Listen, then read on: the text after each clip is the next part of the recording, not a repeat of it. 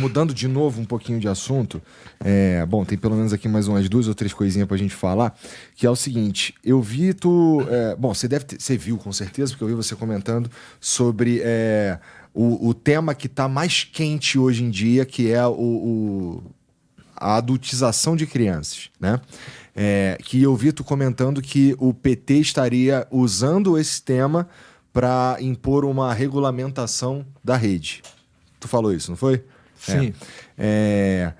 Você acha que o jeito que operam as redes sociais hoje em dia, a gente não precisa de nenhum tipo de cuidado ali? Ó, é porque o jeito que eu tô falando aqui parece que eu sou a favor de da gente ficar policiando Eu tenho a perder, inclusive, quando se a gente se passa uma lei que é mal feita e, pior do que isso, mal aplicada, né? Mas, por outro lado, cara, esse tema não é... Primeiro que ele não é novo. Acho que essa é pelo menos a segunda vez que explode assim bem grande, né? Já teve uma outra, mas eu acho que da outra vez ficou só com quem tava na internet mesmo. E dessa vez ele vai motivar, e eu acho que que não tem jeito, ele vai motivar alguma ação dos parlamentares ali. Como é que a gente consegue fazer, na tua opinião, uma legislação que seja inteligente?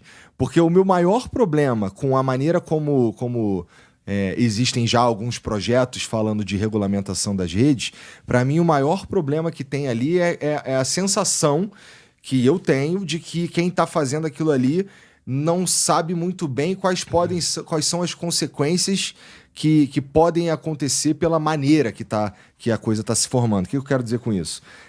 Se a gente coloca uma restrição de... Olha, agora a plataforma... E eu quero te ouvir, tá? Agora a plataforma precisa cuidar se o determinado assunto tá sendo dito.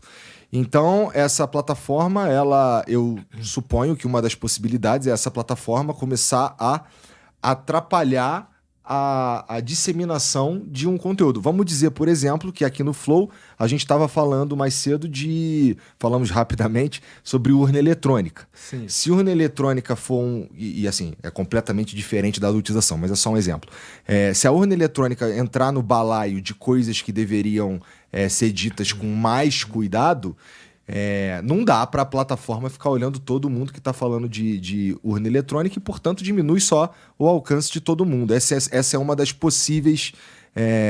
um dos resultados possíveis de uma regulação mal feita, né?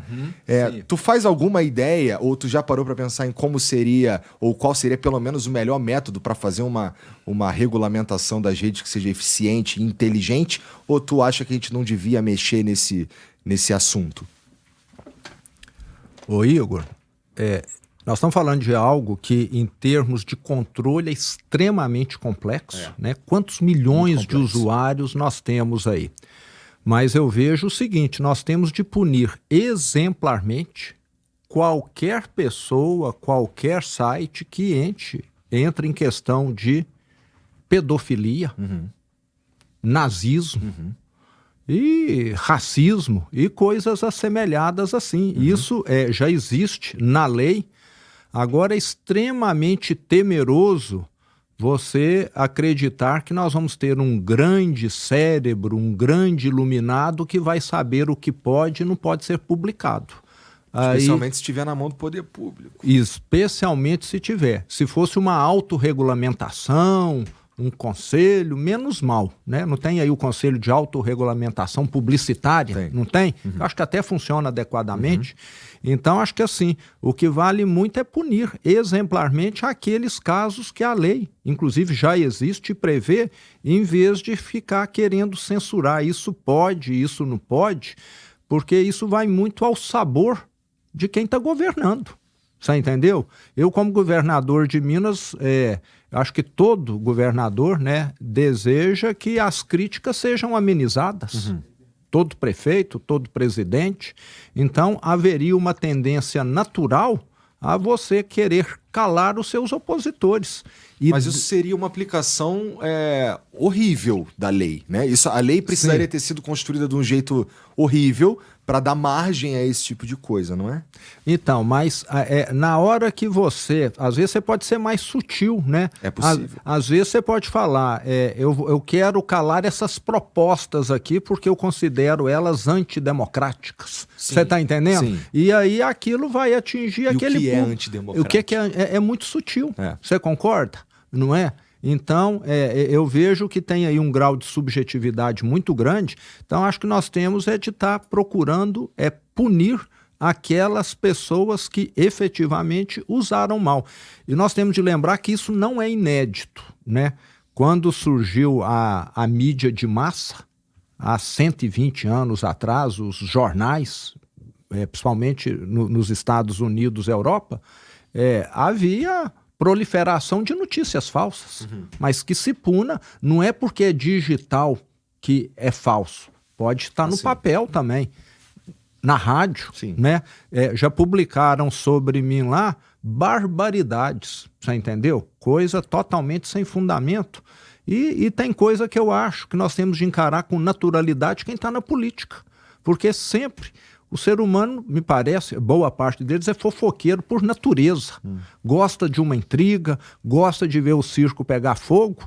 Então, se não puder ser na internet, vai ser no boca a boca, vai ser na rádio, vai ser de outra maneira. Sei que na internet ela tem um poder maior de propagação, mas isso, na minha opinião, faz parte de quem é governador, de quem é prefeito, de quem é presidente. Nós deveríamos encarar isso com mais naturalidade. Eu encaro as críticas lá com naturalidade, às vezes até considero algumas para mudar alguma coisa. Agora, sempre vai acontecer a crítica.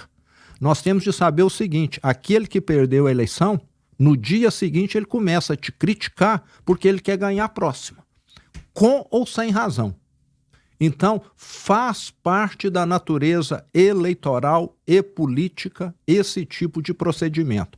Agora, é lógico que nós não podemos permitir os excessos, né? O que seria um excesso? Alguém cria lá um filme com a inteligência artificial, eu fazendo uma coisa absurda. Você está entendendo? Né? Que eu não fiz, eu falando algo totalmente inadequado, impróprio. Você está entendendo? Que é possível hoje, né? É possível. Então, aí eu acho que cabe punição, sim. Já falaram, tem coisa minha até que eu não vou falar aqui, mas que eu entrei com processo na justiça, está em andamento aí, porque falando que eu me beneficiei de algumas coisas que não tem nada a ver. No dia que eu ganhar, às vezes eu publico. Eu gosto, como bom mineiro, de fazer as coisas em silêncio, sabe? Eu gosto de entregar.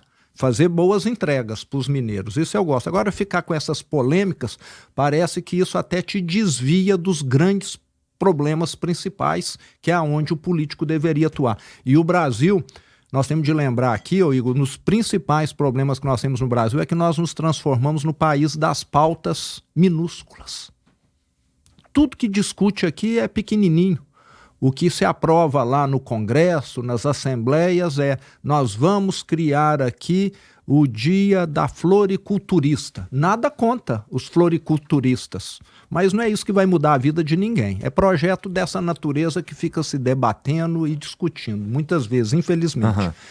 Mas se a gente parar para pensar que as eleições do ano que vem provavelmente serão tensas nesse sentido de, vou chamar de milícia digital, porque uma coisa que a gente pode ter certeza que haverá é vídeo de inteligência artificial, porque tá fácil demais de fazer hoje, né?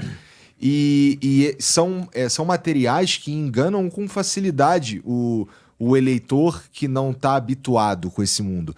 Por exemplo, a minha mãe, por exemplo, a minha sogra. As pessoas mais velhas, porque elas viveram num mundo em que o telejornal era fonte de credibilidade. Eu era menino, você falava, isso existe, porque vídeo é verdade. Eu tenho minha mãe, tios, que sempre estão me mandando, olha aqui, o que está acontecendo? Eu falo, isso não é nada de verdade.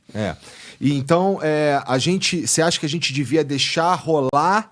Porque, veja, não sei se teve um grande impacto para valer, mas a gente teve, por exemplo, a ideia da mamadeira de piroca, né? Lá em 2018. Coisas que são assim, meio absurdas e que a pessoa que não está habituada com isso pode acabar tomando desavisada. Então, na tua opinião, a gente deveria prestar atenção nesse tipo de coisa, de um jeito a criar uma lei ou criar algumas limitações, ou deixa rolar? Ô Igor, eu sou favorável, como eu te falei, à punição exemplar. O problema no Brasil é que alguém comete um delito e nada acontece. Né? Eu falo o seguinte, se alguém está dirigindo bêbado, o risco dele matar alguém, dele se envolver num acidente é enorme. Sim. Aqui no Brasil, às vezes ele atropela, esse processo vai levar 5 anos e sei lá se ele vai ser preso ou não. Uhum.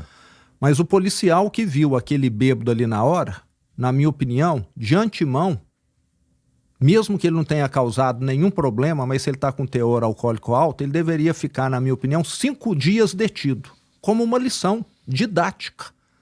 A lição didática para o ser humano vale muito. Ia ser um constrangimento para ele perante filhos, perante esposa. 5 dias não mata ninguém. Perante os empregados ou o empregador dele. Uhum. Mas isso serviria como esse efeito para ele não dirigir novamente. Hoje multa, paga em dinheiro, você entendeu? Seja, não sou contra a multa não, mas o dinheiro parece que hoje compra impunidade no Brasil. Sim. Então, com certeza. Entendeu? Se eu, por acaso, fizesse isso, que fosse punido exemplarmente. Bebo pouquíssimo, diga-se de passagem aí. Então nós vimos diminuir morte no trânsito e diminuir uma série de coisas. E a mesma coisa, algumas outras questões que acontecem. Estou falando de dirigir bêbado, porque é claramente quase fácil de identificar. Doloso. O ano passado, em Minas Gerais, lá na cidade de Teófilo-Otoni, teve um dos piores acidentes rodoviários da história do Brasil. Um motorista que estava lá sob efeito de químicos, sei lá o quê, dirigindo um caminhão com uma pedra gigante, aquelas que são cortadas para virar peças de granito, de mármore, bateu num ônibus, 39 mortes.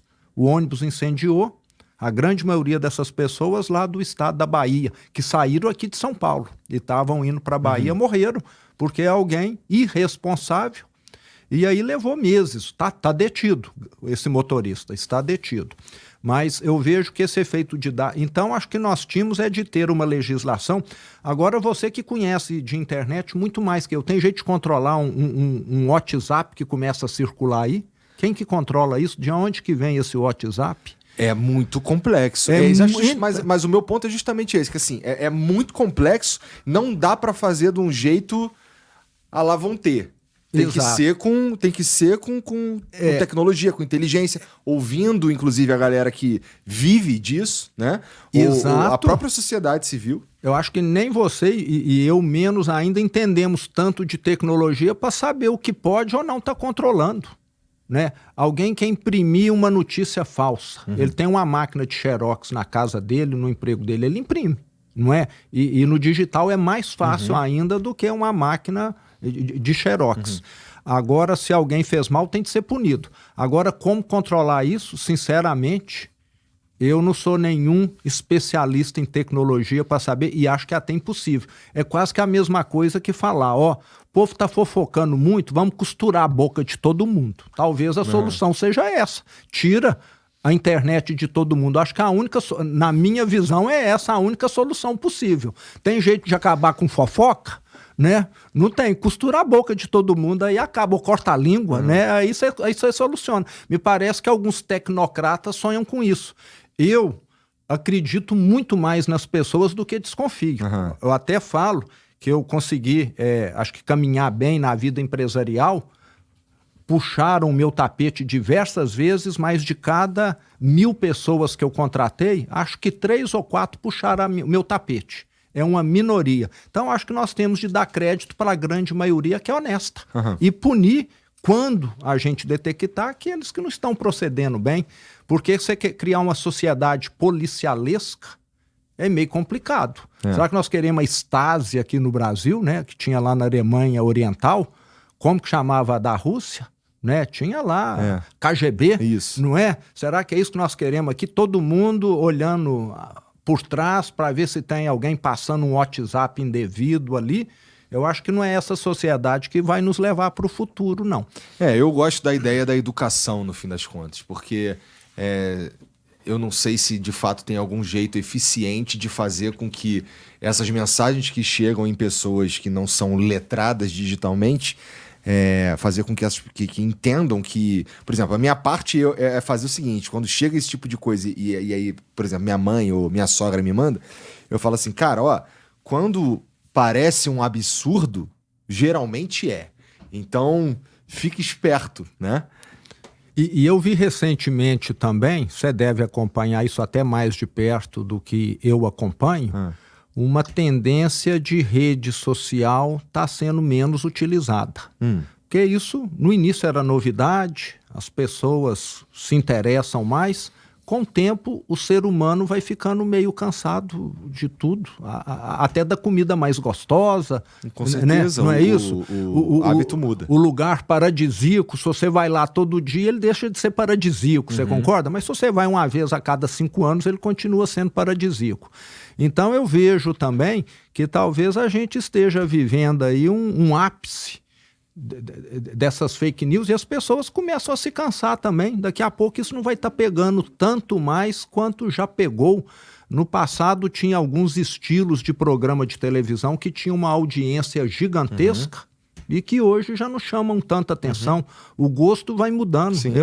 Eu espero que essa quantidade de mensagem falsa, isso com o tempo também, as pessoas vão sabendo selecionar aquilo que é e não é, que procede ou não procede.